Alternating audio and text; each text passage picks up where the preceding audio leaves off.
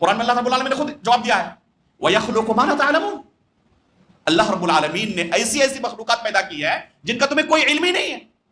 تو ضروری ہے کہ ہمیں ہر مخلوق کے بارے میں علم رہے. اہل سنت والجماعت کے عقائد میں سے ایک عقیدہ ہے کہ اللہ رب العالمین کی صفات جو ہے ازلی ہے، ازل سے اللہ رب العالمین موجود ہے اور اس کی صفات ازلی ہے. متکلمین کا عقیدہ ہے کہ اللہ رب العالمین خالق کب ہوا؟ مخلوقات کو پیدا کرنے کے بعد، اس سے پہلے خالق نہیں تھی. نعوذ باللہ من ذالک.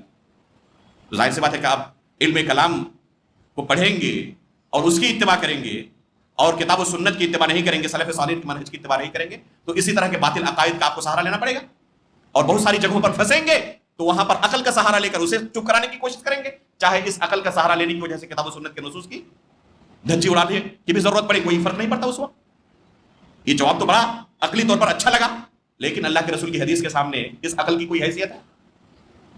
عقلی طور پر تو ہمیں بہت اچھا لگا کہ زمین و آسمان کی پیدائش کے بعد ہی وقت کا وجود ہوا، اس لیے اس سے پہلے اللہ کیا کر رہا تھا یہ سوال ہی پیدا نہیں ہوتا.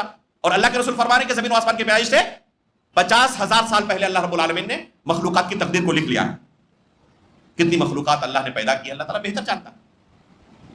اس لیے اللہ رب العالمین کے بارے میں ہم کیا کچھ کہہ سکتے ہیں؟ صرف وہ کہہ سکتے ہیں جو اللہ تعالیٰ نے اپنے بارے میں خبر دی ہے یا اس کے رسول نے اس کے بارے میں خبر دی ہے، اور ان نصوص کو سلف صالحین نے جس طریقے سے سمجھا ہے بس اسی طریقے سے ان کی ہم تفسیر کر سکتے ہیں، اپنی طرف سے منمانی تفسیر بھی نہیں کر سکتے.